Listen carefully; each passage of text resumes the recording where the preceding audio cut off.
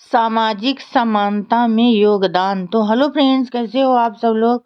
उम्मीद करती हूँ सभी लोग अच्छे होंगे। फ्रेंड्स, कुछ निहित स्वार्थी लोगों ने जो महिलाओं को दीक्षा देने के पक्ष में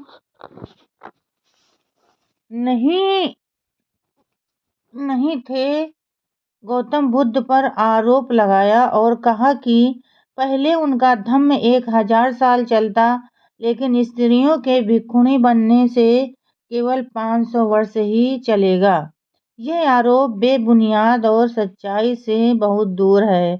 गौतम बुद्ध जैसा महामानव कभी ऐसा नहीं कह सकता।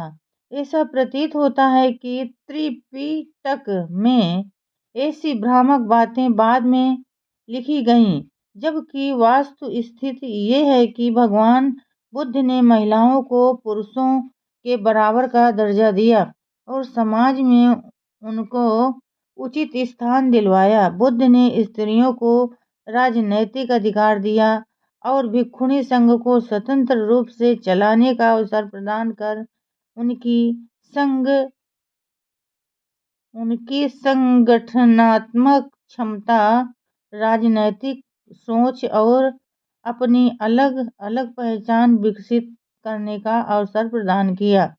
गौतम बुद्ध ने इस अवधारणा को तोड़ा कि स्त्रियां सिर्फ बच्चे पैदा करने के लिए होती हैं।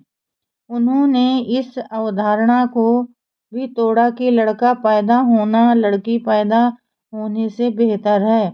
इससे समाज में स्त्रियों का मान सम्मान काफी बढ़ा।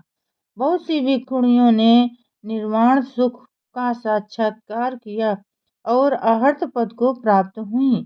मानव इतिहास में आज तक स्त्रियों की स्वतंत्रता, शिक्षा, समानता और मान सम्मान के लिए किसी ने भी उतना योगदान नहीं दिया जितना कि अकेले गौतम बुद्ध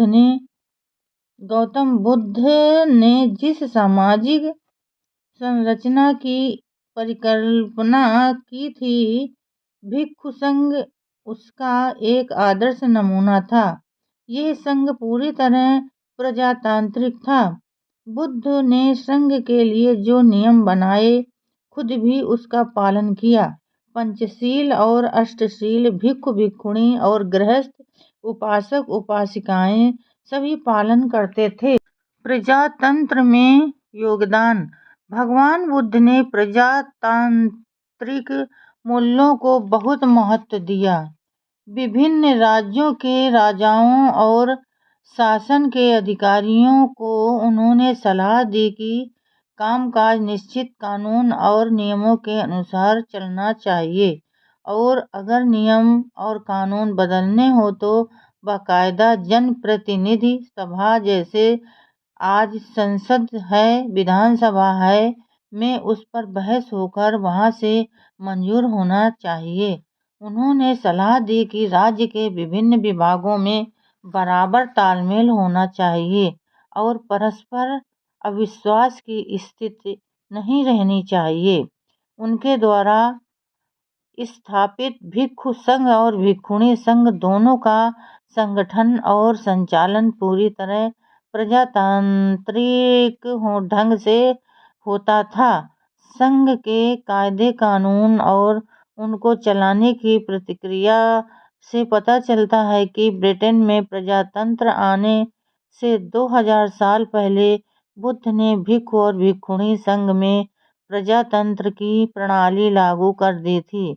संघ की भाषा इस बात का उदाहरण है। गौतम बुद्ध 14 भाषाओं में दक्ष थे, फिर भी उन्होंने सारे उपदेश उन दिनों की लोकसभा पाली में ही दिए, जिससे आम जनता धम्म को समझ सके और अपने जीवन में अपना सके। तो फ्रेंड्स, आज के लिए बस इतना ही। कल फिर मिलेंगे अगले नए वीडियो के साथ। तब तक के लिए फ्रेंड्स, जय भीम, नमो बुद्धाय।